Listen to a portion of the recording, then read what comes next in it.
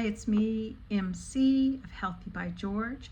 I come here every Sunday and Thursday to talk about health and well-being and getting older. And on Sundays, I focus on my weight loss journey, where I'm taking one of the GLP-1 drugs called Tirzepatide or Mounjaro. And then on Thursdays, I like to talk about just things that are going to make us live healthier, longer, and keep us functional into our older years. So today I want to kind of update you as to where I am with my Tirzepatide. I had to stop the Tirzepatide about 7 to 10 days prior to surgery because it's important not to have that drug in your system because it slows down the gut. And so you don't want to have anything that's in your stomach or your gut prior to surgery, because you don't want to have any kind of vomiting while you're under anesthesia and getting any kind of food particles into your lungs, which is dangerous. So we wanted to make sure that I was cleared of that drug prior to surgery with a sufficient amount of time, and they've done a lot of looking into this, and 7 to 10 days is a good enough time. So I stopped the Mounjaro. I then went into surgery October 30th, came home November 2nd. So I've been home since the 2nd. And I really was on the fence about how quickly to start because I'm on 7.5 milligrams. And so, the likelihood of restarting after stopping for 2 or 3 weeks, you can have more of the side effects than normal. So I restarted the drug on November the 15th. And so far, I have noticed a distinct lack of appetite. That's really remarkable. It went from being really recognizably hungry prior to taking this drug, and now a real diminished appetite or any kind of sense of feeling hungry, which was remarkable. I'm not having any of the side effects really, except maybe a little bit of the indigestion, but not terrible. So I'm glad to restart. I want to get back on the weight loss journey. Went through all this surgery to make sure that I'm not at risk for cancer. And now I really feel like I want to move forward to make myself the healthiest physical self I can be as I get older. And that's going to take some focus, readjusting my nutrition, thinking about sugar, thinking about carbs, exercise, movement. Now, granted, with this surgery, oh my God, my energy levels have been rough. They're not great. My energy level is really very unpredictable. I thought I would have more energy. I do feel good, and I feel like my incisions are healing great, and I feel like all of the mindfulness and self-hypnosis and being present has been tremendous. Meditation, awesome. But frankly, when you have no energy, you have no energy.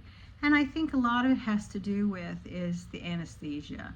That's something that's very, very intensive. You're in anesthesia for several hours. So, I can imagine it's going to take me a little longer than I anticipated recovering from anesthesia. So I'm doing my breathing exercises. I am focusing on moving as much as I can. I'm doing pretty good. Mr. Pete makes me go and take those walks, which is a pleasure. Although, man, I do have to take breaks. It is humbling to have to use a device to help you walk because you really can't stand up straight yet because of the incisions. And you feel a little kind of, cautious. So it's really humbling how you have to navigate getting in and out of doors, holding on to the dog, and all of those things. But you know what? It's wonderful, wonderful, wonderful to bring a beginner's mind to everything. Being patient with myself, forcing myself to go slow. All of those things are tough. Going slow is never an easy thing to do in New York.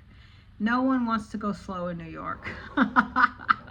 It's all about how fast can we make it. That's the truth. So going slow, taking time, being patient. If I get tired, take a rest. Really, really pay attention to what my body is telling me.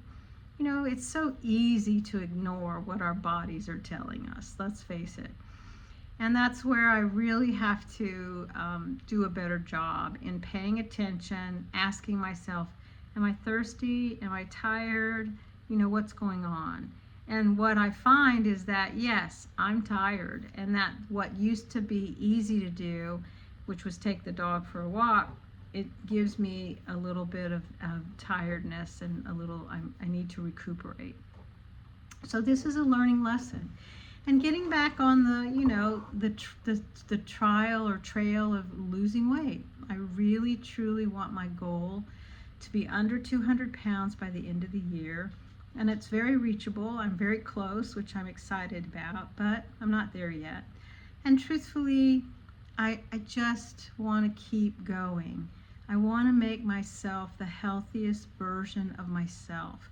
Now, physically, I can't do a whole lot, and the doctors, even though I'm doing very well and have lots of energy and seem to be great when I visit the doctors, but boy, when I came home from the doctors on Thursday of last week, I was definitely super tired.